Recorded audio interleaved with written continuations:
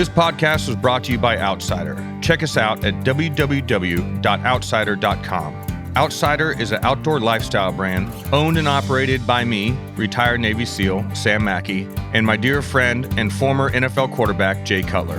At Outsider, we encourage everyone to get outside and enjoy all that life has to offer. Head over to outsider.com to check out our unique patent-pending drinkware. Outsider's drinkware can be customized with your personal or business logo. Go to outsider.com, upload your logo, and we will send you visual proofs and great wholesale pricing. And don't forget, get outside and enjoy all that life has to offer.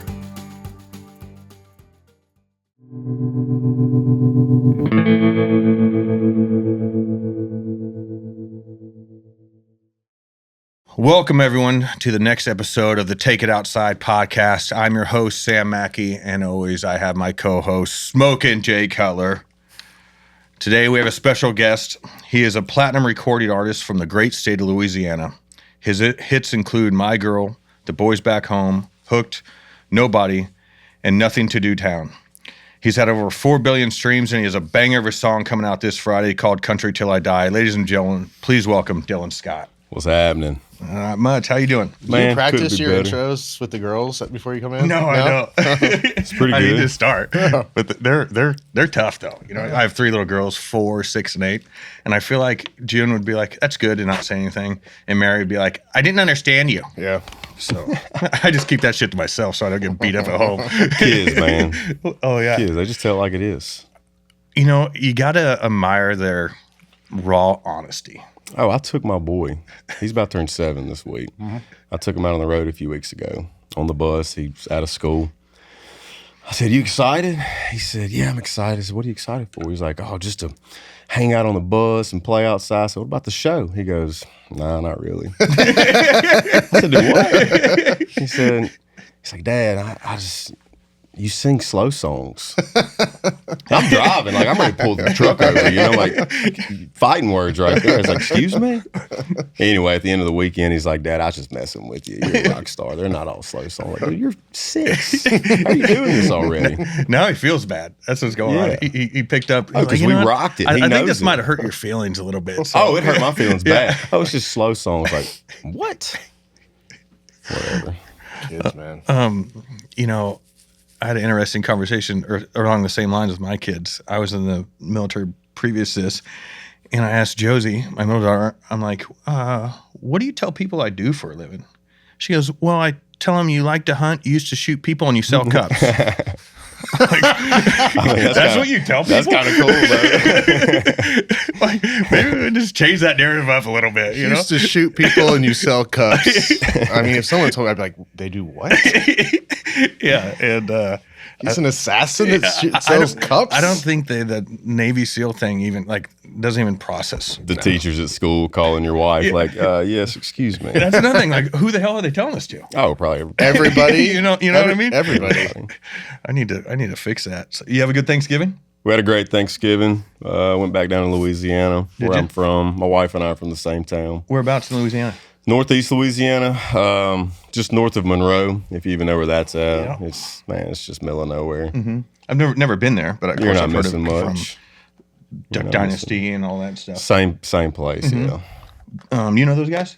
Yeah, I know Willie pretty well. That's really about it. Yeah, that's all I really. We had him on. He's a hell of a nice guy. Man, he's awesome. We were in deer camp last year in Louisiana, randomly. And we were just hanging out, and he's just such a cool dude. Mm-hmm. So real. Yeah, very nice. Yeah. What's your favorite Thanksgiving food? And did you have ham or turkey? I had ham. Yeah.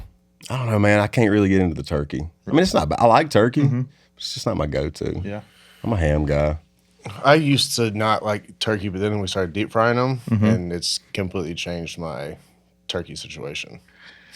Turkey in the oven, you can keep it. I don't even. Does nothing for it's me. just so dry. It is dry.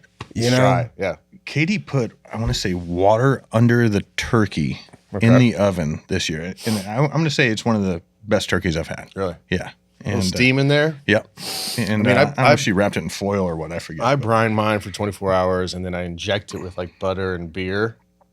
and then just deep fry it for, it was 50 minutes. I mean, butter and beer. Exactly. Probably is pretty good turkey. Big vat of oil. Mm-hmm. It's amazing. You do any hunting over Thanksgiving? I did a little bit. I've done a lot early season this year. I've been to Illinois 3 times. Get anything? No. That's a long drive too, man. 8 hours up there. It's a haul. I'm going to go back late season. I killed a nice 170-inch deer late season last year. Well, I guess it'd been this year, January, but it's just tough hunt, which I love it. I love hunting. You know, a lot of people's like, oh, I'm sorry you didn't get anything. Like, man, that's hunting. Yeah. I'm not here to kill. I'm here to hunt. And it's good. I love going up there. I've got a lot of places around here in Tennessee as well. Just, you know, you were talking earlier about, you know, somebody killing one of your 4-year-olds. It's like, we got a bunch of 3 and 4-year-olds. Yeah. And, you know, I'm big on managing what I got. And I don't really have anything this year that's worth going after here in Tennessee. So we're traveling. Do you wait till 5.5, depending on the deer, or what? I mean, I'd like to. Yeah. I mean, don't get me wrong. Depending on my farm, I'm not killing a 4-year-old. Yeah. If it's another farm that I have access to and been watching the deer and it's an absolute stud and, you know, there's neighbors around and the neighbors are going to shoot it. Oh, yeah. Depending on the deer, Yeah. I might. But I'm not shooting under 4, 4.5. So I've done a lot of hunting in Texas, and they approach it a little differently. And I know it's different, you know, per state and per ranch or farm. But they, like 3 years old, 8-point, they shoot it. What's the reason? They say They want to get rid of the 8-point gene? Yep, they say every deer naturally wants to be an 8-point, so they try to get rid of the 8-point gene and then let the 10, 12s grow. I've never hunted Texas. I always wanted to. Oh, it's great. I feel like it'd be hard for an outsider going into Texas to gauge the age of a deer because they're so small. Yeah. It's kind of like Louisiana where I grew up, but they're so small. You know. They have the same characteristics, though. Yeah. You know, it's just on a smaller scale. Yeah. I don't think you'd have much trouble at all. Yeah. Yeah. But then, you know, the opposite side of that, you killed on your farm, you had 180 some inch 8-point this year? Yeah. I mean, he had a bunch of kickers and everything, Yeah. but he was 185, 186. But he was 6 years old. He was only 5.5 this year. But yeah, he was a mainframe 8. Wow. And he had stuff everywhere. He looked like a damn mule deer almost. That's awesome. Did you grow up hunting and fishing a lot? I did, man. I've done it as long as I can remember. You Yeah. know, my dad did it. My granddad did it. So, I mean, I've been going with them since before I can remember. So, it's kind of all I really know. I'll be honest with you, I never really got big into fishing. I'd go over to a stock pond where I know I'm going to catch them, but I can sit in a tree all day long from daylight to dark. You put me in a boat on a river or a lake and we ain't catching nothing, It's over. dude, I'm done in an hour, man. I got about like 6 casts in me. If it's not hitting, if something didn't hit, I'm like, this is a waste of time. I tell myself I'm gonna be an old man one day and like I'll enjoy it. We'll see about that. But right now I do not have the patience for it. I've never been into the bass fishing. I mean, people spend thousands of dollars. Oh, yeah. Oh, boats, getting up at oh, 3 in yeah. the morning and traveling to a lake when it's 30 degrees. I'm like, dude, no. We're like, what do you mean? You And then they just throw them back. Yeah. They like, catch it, take a picture, toss it back. It's like, this is stupid. I don't even eat it. Home life must not be good. They're way out. That's what I'm thinking. Like, I'm not out here to catch shit. I prefer not even to bait my hook. So I'm just going to sit out here in peace and silence. Yeah. Mind my own business. You grew up duck hunting, or what type of hunting did you do as a kid? I did. Well, mainly deer hunting as a young kid, and then the older I got as a teenager, started going duck hunting. And then no knock to the Duck Dynasty boys whatsoever, but man, when that TV show came out, everybody became a duck hunter. Yeah. Everybody. And it got tough. Like, we didn't have private land where I grew up. You know, we didn't have that kind of money, but we'd go public land hunting. And hey, dude, if you wasn't there at 2 a.m., you were late. Yeah. And as soon as 4 o'clock rolled around or whatever, and you can roll through the gate, I mean, it was a madhouse getting in there. I remember the last time I did it, just guys going off in the ditch in their truck and cutting you off. And I was like, man, Dropping boats. I ain't doing this. And so I kind of slowed down on the duck hunting, just started getting tough and started focusing on just more deer hunting. You got any bangers on the wall? I've got that 170 inch that I killed earlier this year in January. I've got some other, the 170 inch is probably the biggest deer I've got on the wall. The biggest deer I killed was a little bigger than that in Missouri probably 3 years ago. and I killed it last day of my trip, and I had to get back. And so a buddy of mine where I was hunting that, he's like, I'll take care of it for you. It'll be fine. So we caped it out.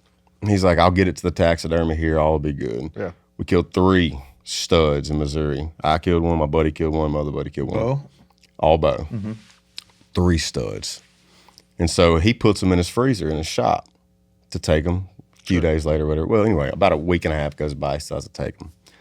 Shop burns down. Oh, gosh. No way. To the ground. Burned all 3 deer up. Oh, my All of them. God. And at that point, I mean, the biggest deer I've ever killed in my life. And I'm just like, Gone. all 3 of them. Now, He got a replica made, but it's not the same. Nah. It's not the same. But I was just about to ask if he got a replica made. yeah, and don't get me wrong, it's a nice replica. Yeah. It's just not the same. Can you tell the difference? I know you probably can. Slightly. Yeah. Slightly. We've got a few replicas in Kentucky, and I can tell. I mean, I know that they're replicas, but if I just walked in and glanced at them, like, that's not a deer. Do they use clay? I don't know what the hell they use. I don't either. We've got a few replicas that are in velvet. Those are the ones that you can definitely tell that those are fake. Because like the velvet's just, it looks too perfect. Yeah. It's almost like this brown fuzz on it. It's weird. Did you grow up in a musical family? Yeah, I did. A lot of my family. My dad, obviously, he lived in Nashville during his 20s. Yeah. Moved here to be an artist, and ended up playing guitar and background vocals for older guy named Freddie Fender back in the day. Good name. Yeah, right? Freddie Fender. Freddie Fender. Great name. Did that for a while. Met my mom, went back to Louisiana, became a welder, which is, I couldn't even imagine, man. Living up here, living the dream almost, and having to give it up and start welding, raising a family. But I grew up, playing with my dad. And Why welding? he was just good at it. Good at it? Yeah. He did it as a kid. Okay. And then kind of left that to do music. So that was his trade. Yeah. That's what he knew to do. And because of that, I mean, he welded and then became a pipe fitter and then worked his way up the construction field to where he was just out, bidding jobs and stuff. So, we were just a normal family. We had everything we needed, Yeah. but Your brothers or wasn't high sisters? class by no means. What's that? Brothers and sisters? Yeah, I've got an older brother and an older sister and a younger brother. My younger brother actually plays in my band. He's my lead guitar player, so that's pretty cool. How's that work out? You guys It's get great. along well? Dude, we have never fought. Really? Even as kids. He's very, very different than I am. How much younger is he? 3 years. Okay. Oh, so you guys are pretty tight. Yeah. Yeah. But I'm like, dude, I'm real high strung, full of energy, just, I got a temper and just, he's super mellow, quiet. Just, we were 2 totally different people, so it just worked. Good for you guys. Now, my older brother was a different story. Yeah. Yeah. Me and my brother, we have both type A personalities, so we'll bang heads every now and again. Oh, But yeah. There's no way I could say we've never fought before. Yeah. I can honestly say I've never fought my little brother. It's kind of weird. Yeah. Good for you. I kind of need to start one, don't I? Just call him Go up ahead, and get this just, shit out of the way. yeah, start some beef with him. Yeah. I don't know why we're going to fight, but we're going to fight We for whatever's fixing going to to happen fight. in the future. Yeah. Just get this shit out of the way. Good.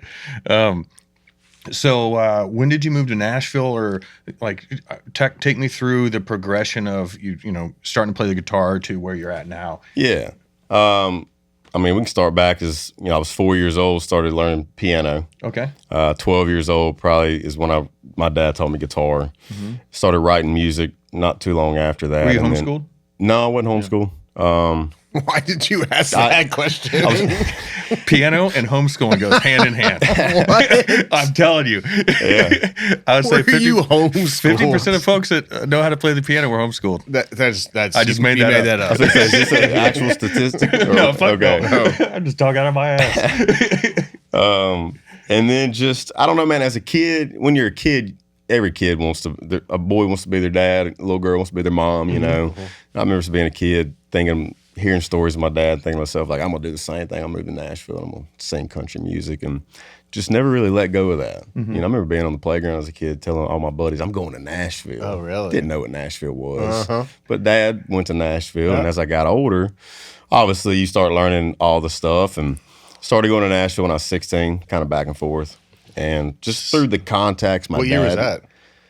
16. When I was 16, shoot, probably 05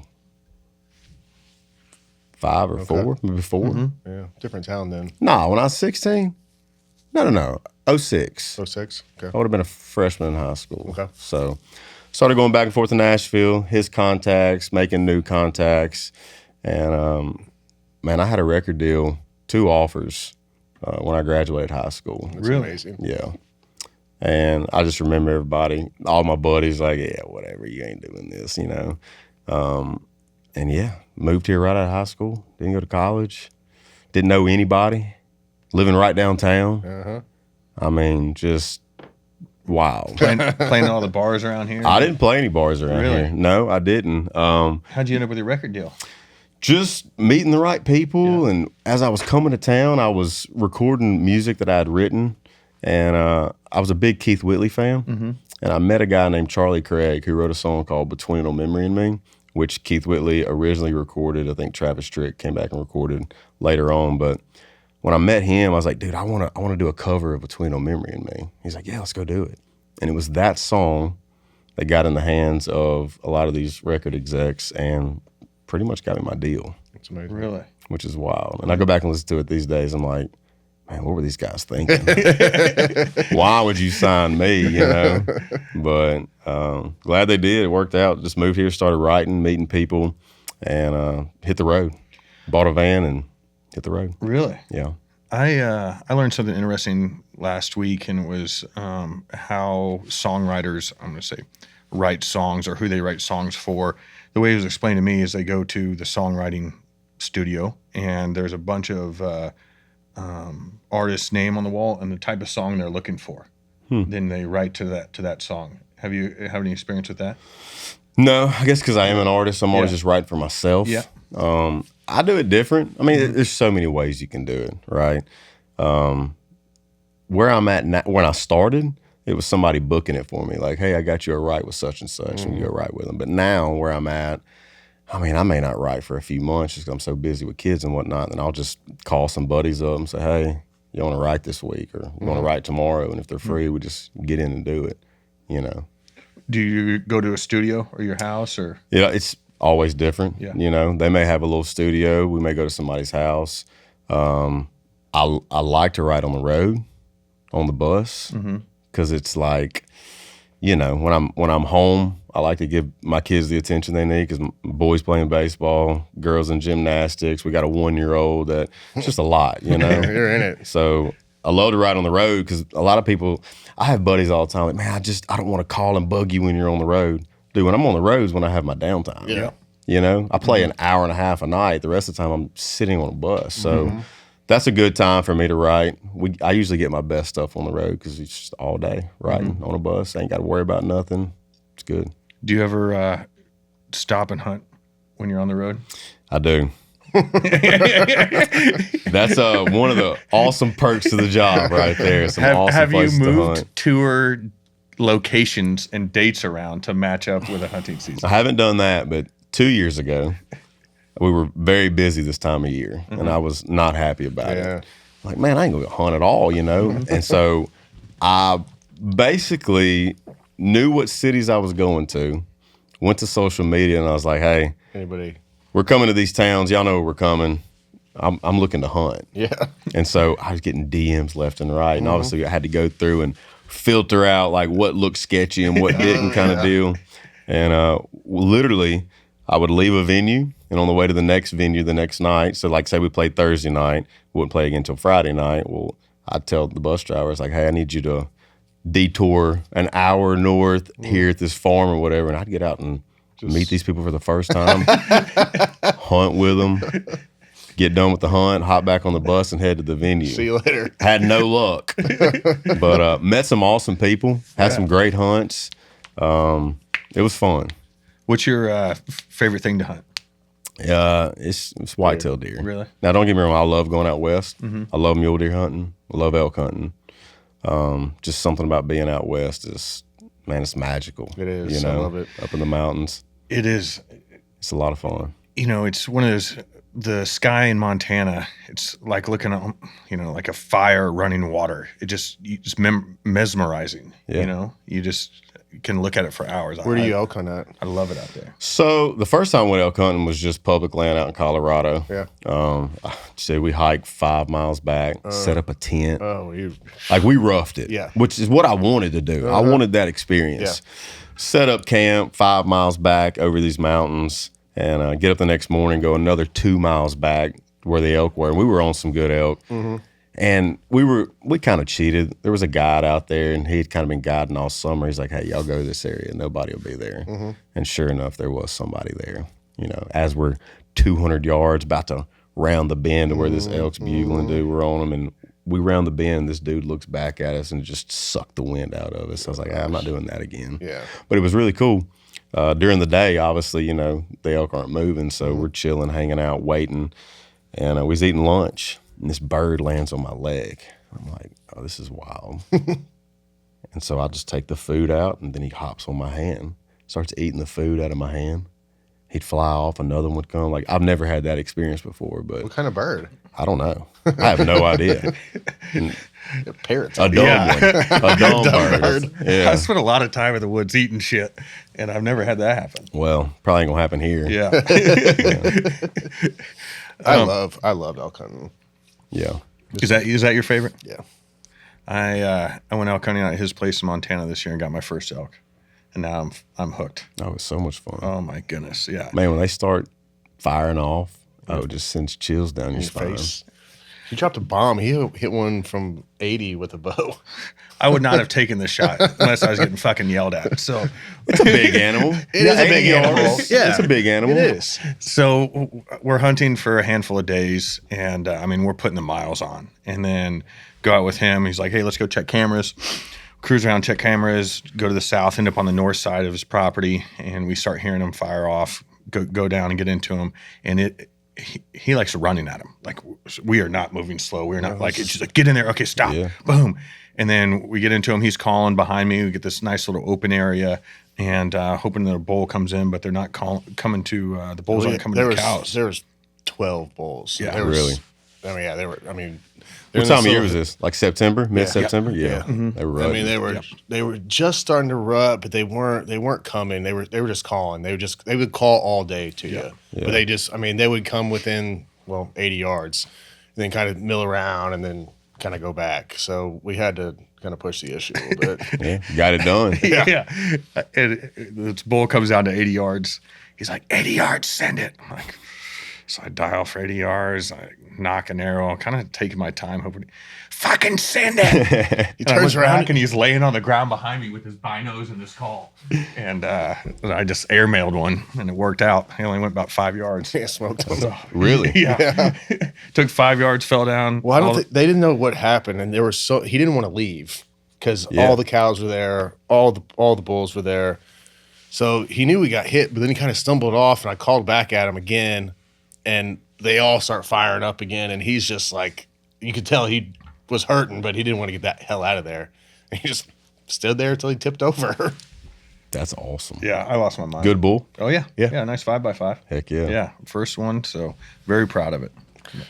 Whenever you first got to Nashville and you got the van and stuff, was there ever a point where you're like, this sucks, or this might not work out? Every day. Every day it sucked, man. There's days I wake up now like, God, this sucks. But no. Yeah, at that point in my life, I'm young, Yeah. I was probably 20, almost 21 then. And we were living it. Right? Oh yeah. Got my guys, we're in a van, we're traveling the country.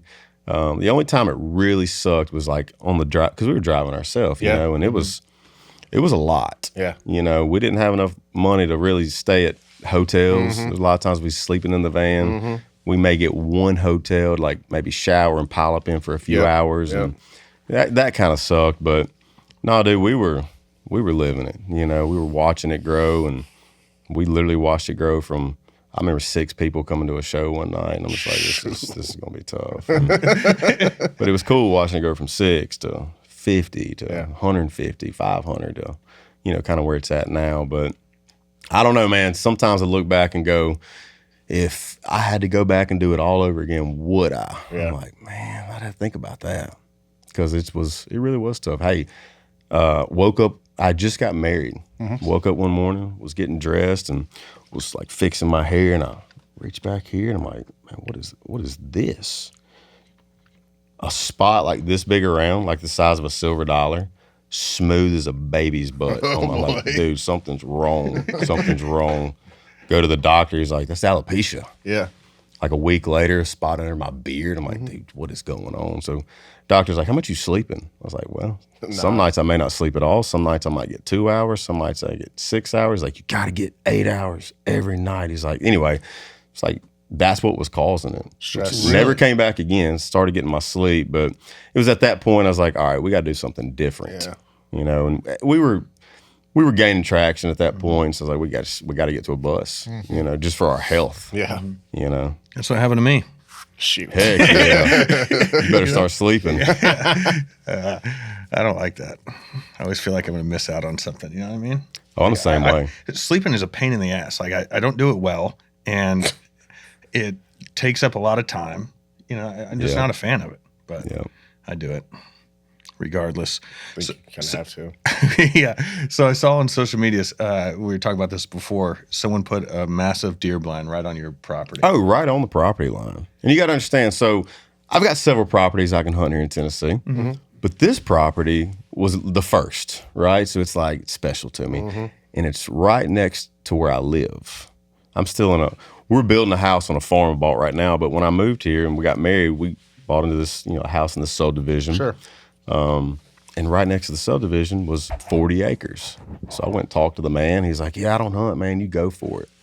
Right next to on the other side of the 40 acres is about 400 acres. Man wouldn't let me hunt that. The other guy, this is a different guy. It's the judge in town. And he's like, man, my wife, she loves watching the deer. I'm like, all right, whatever. We're not getting in this battle.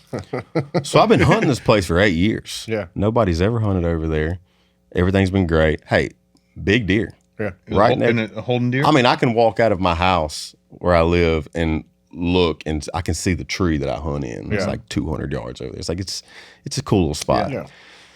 So last year, get on the property, headed to the stand, and as I'm almost to my stand, I look over, and there's this massive ground blind tied to the fence on their side. I'm like, man, what is this? Yeah. You know, of all your 400 acres, you're gonna put the blind right here, looking over into my field, my stuff. I can literally get in my stand and we can look at each other, probably have a conversation.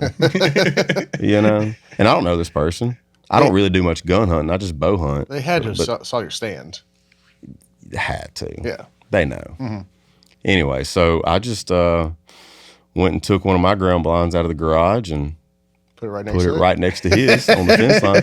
And dude, I posted about it. Everybody's like, "You're being petty." This, and this. I'm like, this is not petty, man. He did it first. Yeah. I'm gonna let him know that hey, I'm here too. Yep. You know, Can't hunt lines like that. No. What's up, guys? Sam Mackey here. I want to tell you about today's sponsor, Spartan Forge. Spartan Forge has no doubt made me a more effective and efficient hunter. Spartan Forge was founded by former U.S. Special Operations Intelligence Officer Bill Thompson, who took his 21 years of military experience fighting the global war on terror and applied his learnings to his true love, whitetail hunting.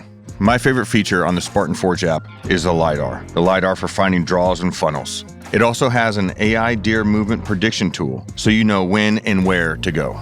It has historical wind plots for selecting stand locations, and Cyber Scout for just about anything else I need to know. Spartan Forge, a veteran-owned and operated American mapping and scouting company. Use promo code OUTSIDER20 to save 20% on a premium membership to Spartan Forge. That's OUTSIDER20, OUTSIDER20. This episode is brought to you by Code Blue Scents. Code Blue's famous from one deer to one bottle collection process is a breakthrough technique that guarantees the certified deer urine comes from a single deer rather than several, producing the purest, most potent scents. Head over to codebluescents.com and check out the Rope-A-Dope Kit. Their weather-resistant rope soaks up rack rub gel, providing a lasting scent to stimulate rub activity on licking branches by mimicking a buck's forehead and preorbital gland scent.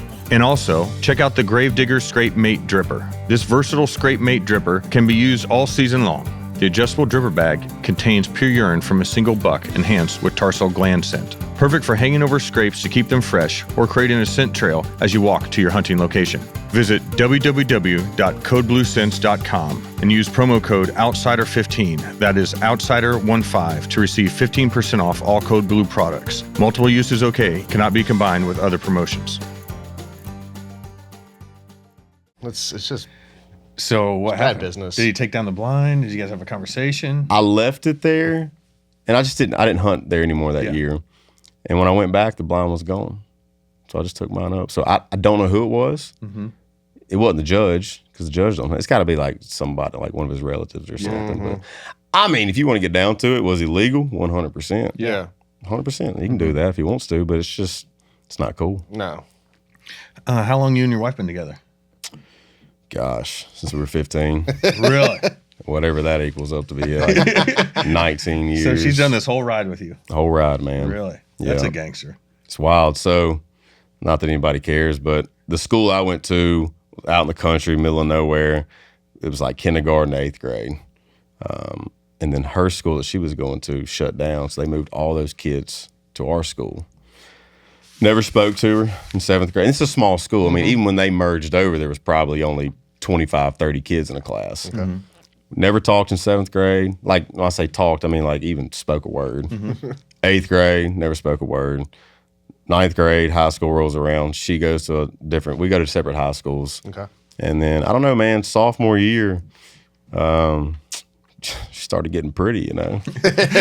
Started getting real pretty. And so I was like, So, I remember a buddy of mine hooked it up, and, you know, small town, first little date, it's a Chinese restaurant, all-you-can-eat buffet, you know? Which, honestly, I don't go to many Chinese buffets anymore, but it was pretty good. I ain't gonna lie to you, it was good. But I made a little joke.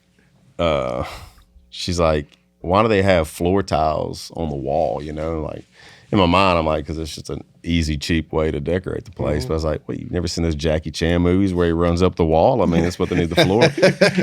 Sealed the deal right there, man. It was done. So, yeah, she's been there the whole way. We did long distance when I moved for 6 years. Okay. She stayed there. She was a orthodontist assistant, so she was doing that. I was doing my thing, and then we got married at 25, and started having babies and doing the deal. How old's your oldest? He'll be 7 next week. All right. He's a boy. My little girl's 5. I got another little boy who's a little over a year. Mm-hmm. You guys done? Oh, yeah. She makes sure of that. I come off the road one weekend. She's like, hey, I made you an appointment. I was like, for what? She's like, you know what. Oh, here we go. Yeah, Dr. Little did the job for me, of all people. Wasn't bad. No, I did it. Wasn't bad. I was just more worried about, I didn't play football growing up, so I didn't get the whole locker room experience where everybody's just walking around naked. What's up, dude? I played basketball. We didn't do that.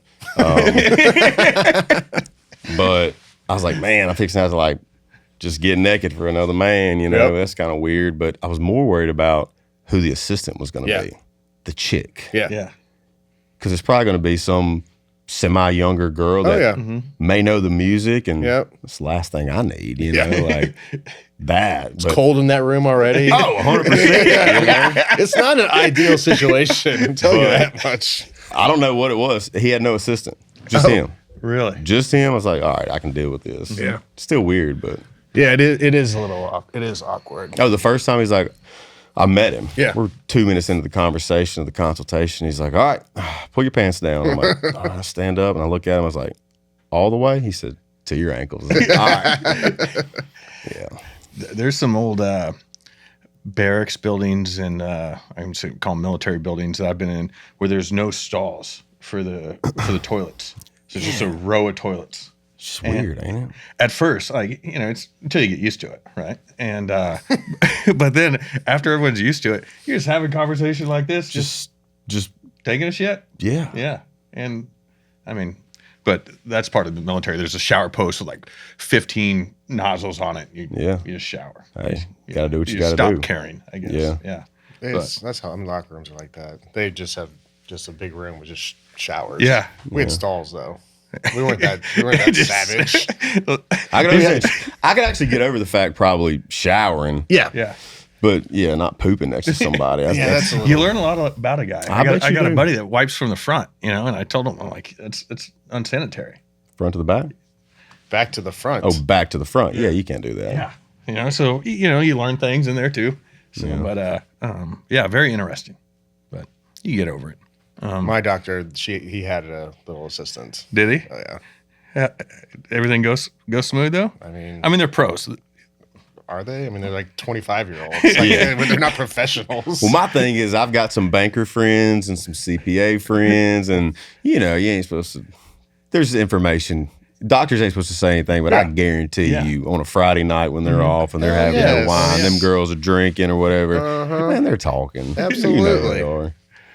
I went into a urology appointment one time, and the doctor was a good-looking gal, and then she had to bring her assistant in, and because I had to take off my pants, and her assistant was this young 25, very good-looking gal also, and that was uncomfortable at first. Yeah. And but whatever, nothing you can do about it. Nothing you can do about it. But anyway, so you're quite the entrepreneur also. Fake it till I make it. Coffee, trash. Yeah. I don't know, man. I enjoy it. Yeah. And I've kind of always had that in the back of my mind. It's like, I just want to start a business. Yeah. Sometimes I forget that I have a business, music, like it's a good business, but the trash business was very random. Yeah. COVID hit. Okay. Can't play music. Yeah. My wife and I had a house in Louisiana, so I was like, look, we'll never get to do this again. Let's go home, spend time with our family and friends, and make the most of it. And so as all that's going on, long story short, I'm big into racing, dirt track racing. There was a concrete track in Monroe. It's like a $5 million track, maybe more than that. Nice facility. It's been vacant for like 7 years, and the man that owned it told everybody, like, this will never have dirt on it. Never happen. I was like, oh, challenge accepted. Challenge accepted, because I wanted to be the first to do it and, like, bring the racing to Monroe and whatnot. And so worked it out, put dirt on the track, started running races there during COVID. So I was a track promoter, bringing people in, which I'll never do again. Kudos to all you track promoters out there, because that's a tough job. But anyway, a buddy of mine who I hadn't seen in a long time, he's really friends with my younger cousin. He started coming out there helping me. He was laid off from the oil field. He was helping me, showing up every day, just super intelligent, like things I wasn't thinking about. And I was like, man, this dude, not only is he a good dude, like he's sharp. And so I was at the gym one day working out, and we were just talking, and I'd already thought about the trash business, but I was like, man, there's no way logistically I could ever do that, because it's a lot. And he started complaining about his garbage. I said, man, have you ever thought about opening a garbage business? He's like, dude, I thought about it, man. I don't know, man. It's a big investment. I was like, well, what do we need to get started? I said, to get started, all we need is a pickup truck and a dump trailer. And a dump trailer is like $11,000.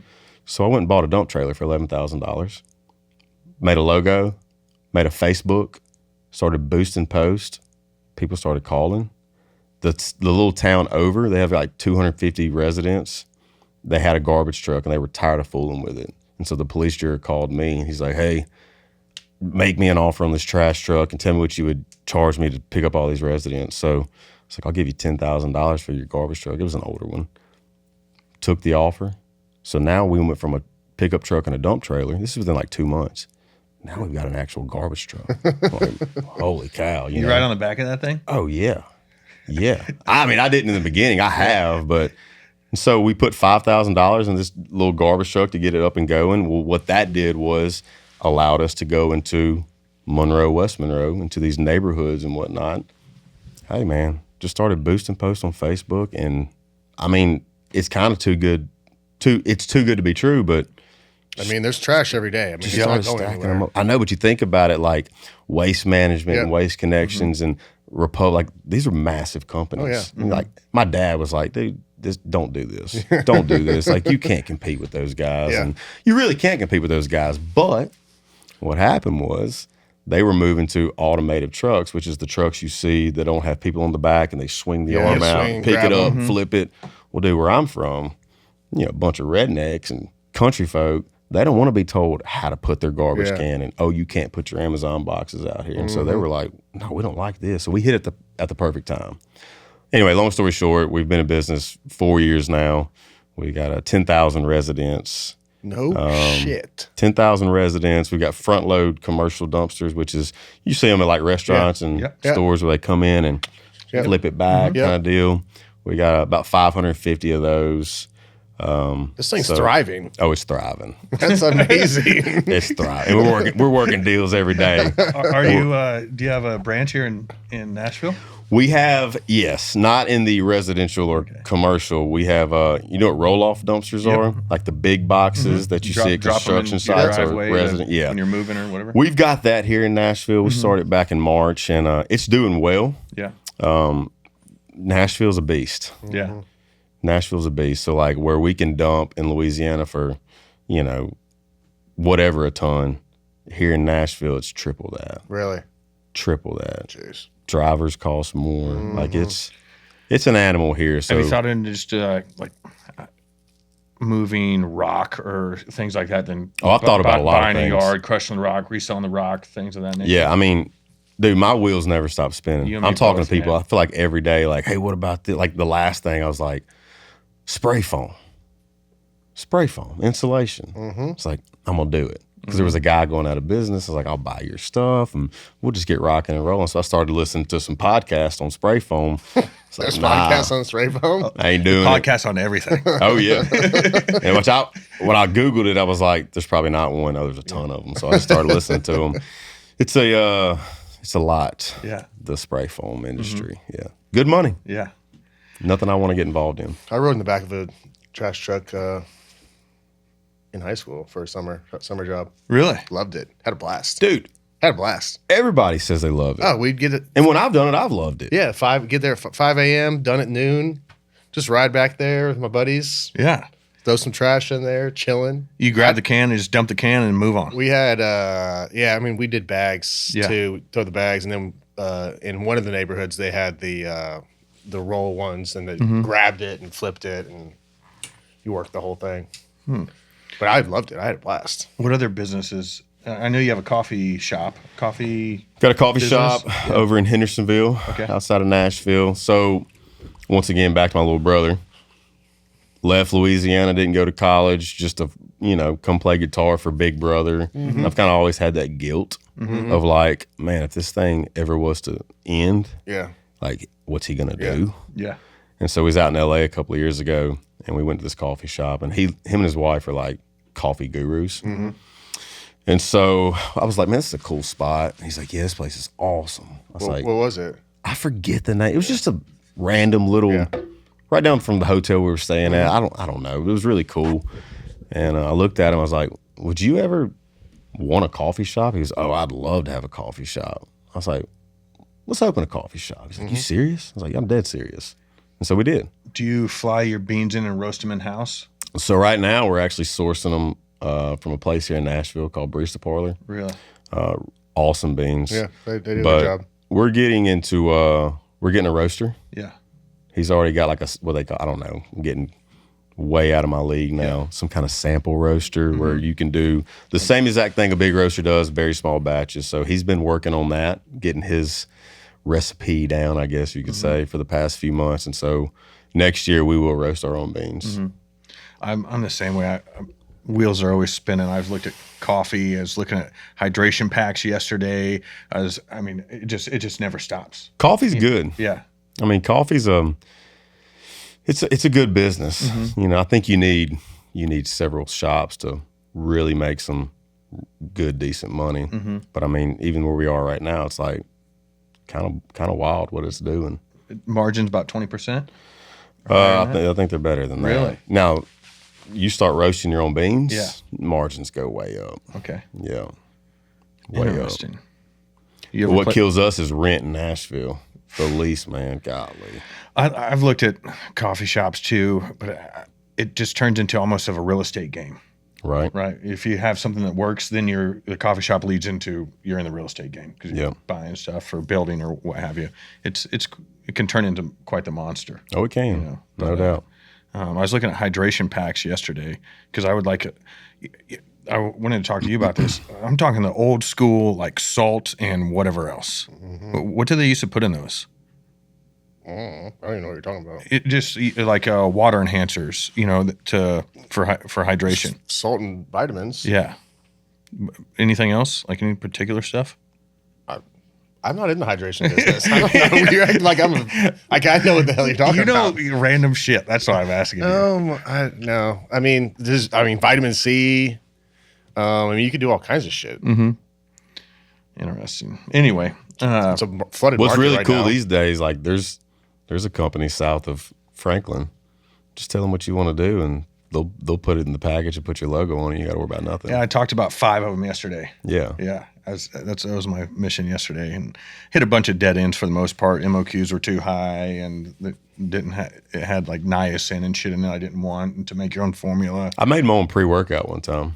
Really? Yeah. Out of what? You guys are crazy. Cocaine.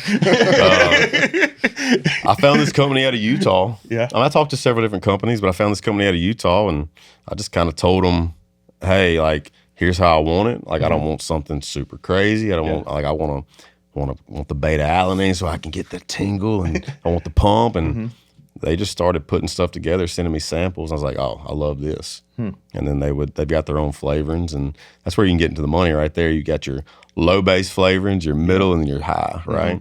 But yeah, I had my own pre-workout. Why I did that, I have no idea.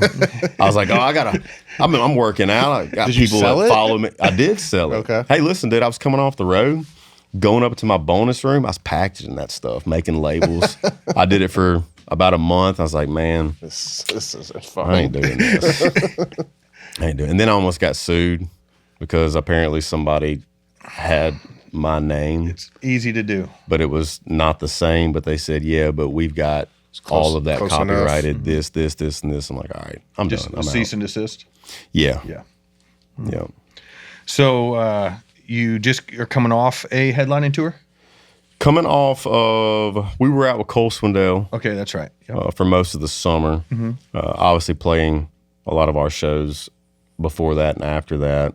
We're fixing to head into a headlining tour first of next year, which will be my biggest headline tour I've done as far as the size of rooms and stuff. Kind of jumping up there to, some decent sized rooms, some smaller arenas, some amphitheaters, and kind of just really testing the waters kind of deal. It's kind of a pivotal moment I look at in my career. It's like, okay, if we go in and, sell these places out or get pretty close to capacity, it'll show these promoters and buyers like, hey, we can do this thing. So looking forward to that. It's Country Till I Die tour, taking out George Burge, Dasha, and a buddy of mine, Graham Barham, who's killing it right now. He's from my little town in Louisiana. So really? It's pretty cool.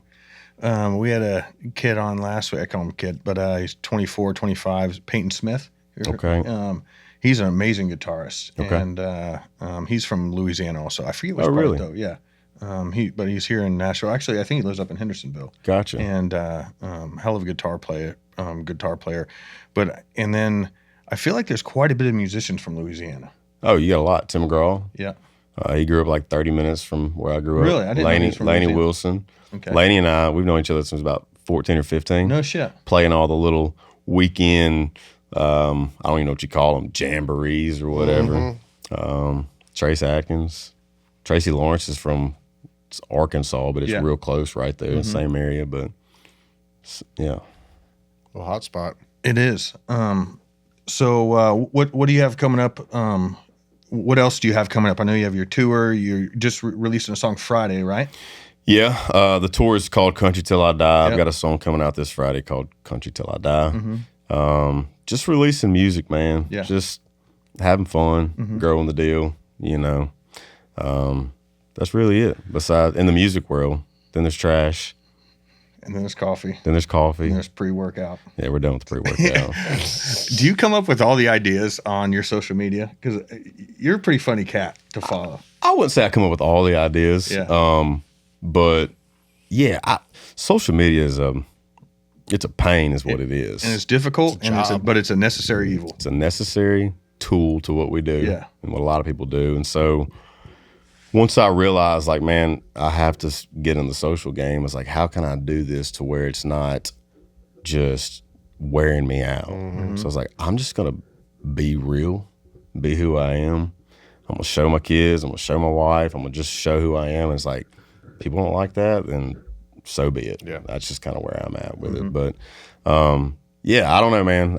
There's really no strategy to what I post on social media. It's just kind of is what it is. You know, I'm horrible at it. I mean, I'm not good at it. Yeah, I started to begin with. You know what I mean? So I get on there and I did, but fuck, but it's something you have to do for a business. I have found that holding the phone up and talking is the best thing you can do. Really? Oh yeah. All right. Just why is that? Because it just comes out more natural. I don't know. I mean, I'm just looking at engagement, right? Yeah. Like looking at views and comments and stuff.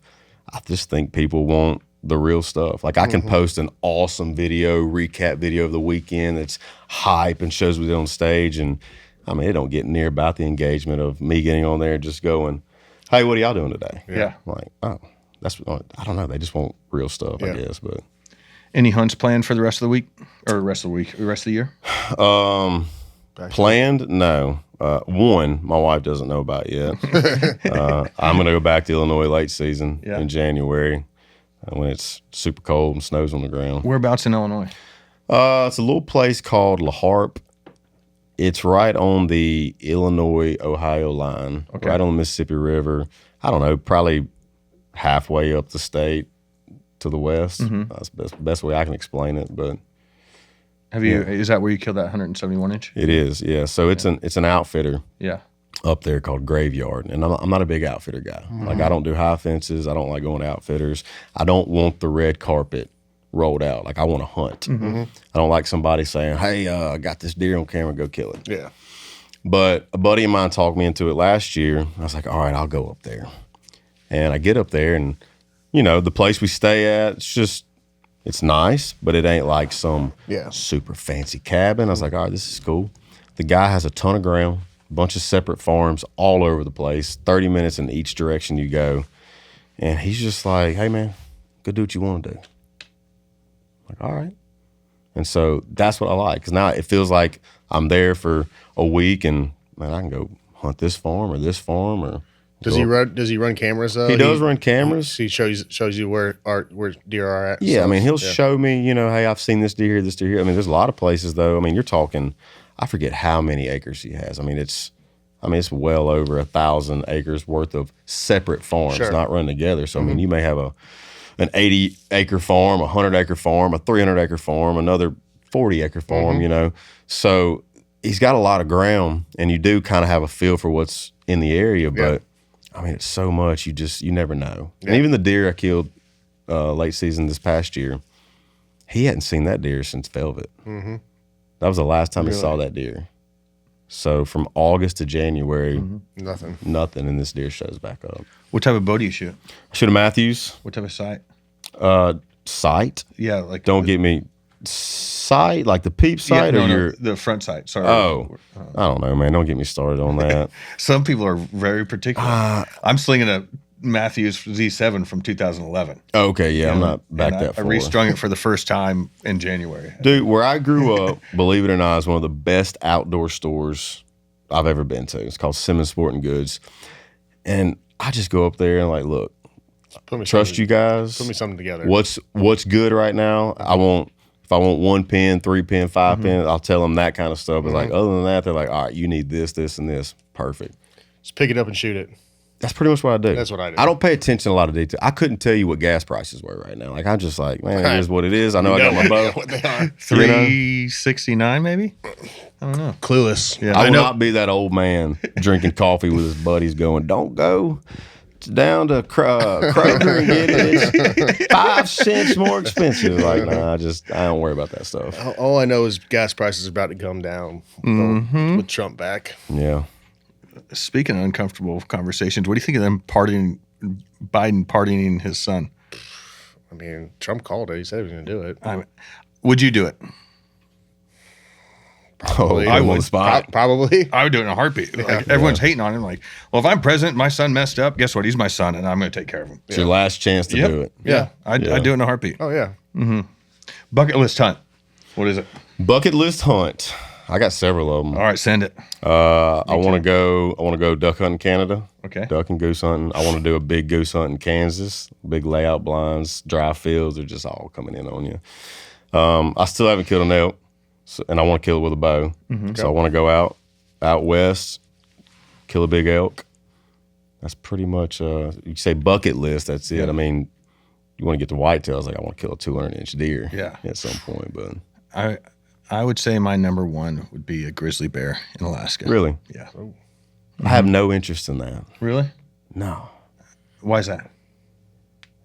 Man, it's just dangerous. It's dangerous, man. You just got to shoot it. You got a gun. You ain't really got to worry about a deer or an elk or anything really killing you, you know? It's like, which I guess, hey, man, you've done the most dangerous job out there. So. I'm more scared of, I think I'd be more scared of a grizzly bear. Yeah. Because, I mean, they're just wild animals. You don't know how they're going to act. 100%, right? yeah.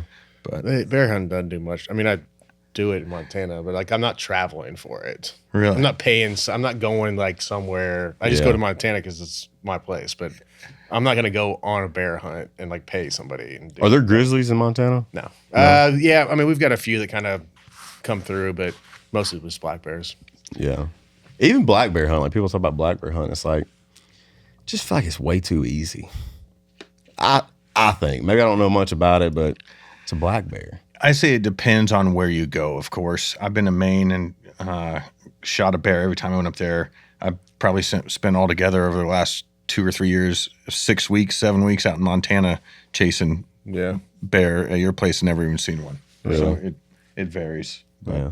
I don't mind bear hunting at your place because just walking around kicking it in the mountains and, you know, bears don't move in the morning, so you can party at night, sleep in. So I need something with some horns on it. do you? Yeah. I want to do a red stag In New Zealand? Mm-hmm. That's awesome. number one. All right. You know, I think we have a big goose hunt in January. I think it's a duck hunt. Is it? Yeah, Oh, Where y'all go? it's somewhere in Arkansas. I thought we were going to Texas. Oh yeah, I forgot about that one. Yeah. I don't know what we're killing there, but yeah, that is in Texas. Yeah. There's one in Arkansas too. Yeah. I hope they don't line up with the inauguration. Oh, that's true. We got that. But cool. What else you got? Anything else you want to throw out there? St. Jude. Oh, yeah. So big supporter of St. Jude, right? Yep. We've been over there a couple of times. Yeah.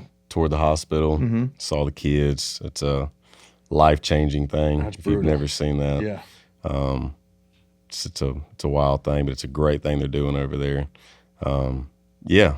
I mean, my grandmother has donated to St. Jude since I was a baby. So we've seen it. And I don't know, I guess that's where I got my whole, like, I'd much rather give than receive kind of deal. So I'm always like, even like with my brother and open that business and all kinds of stuff. So I think it's a good thing, man, to donate and help these kids out.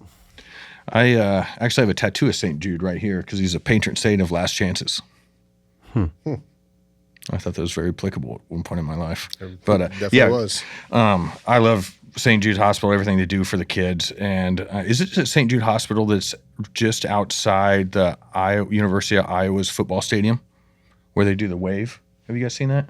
I have not. Halftime, every game at University of Iowa, there's a children's hospital. I'm not too sure if it's a St. Jude's hospital, but every player comes out and everyone stands up in the stands, and all the kids come to the glass, and they call it the wave. That's Super awesome. cool thing. That's awesome. Yeah. So everyone listen, go to stjude.com, and it's where you donate. Anybody know? Ben? Musicgives.org. Sorry? Musicgives.org. Musicgives.org. Or just hit him with the Siri. Where do I donate to St. Jude?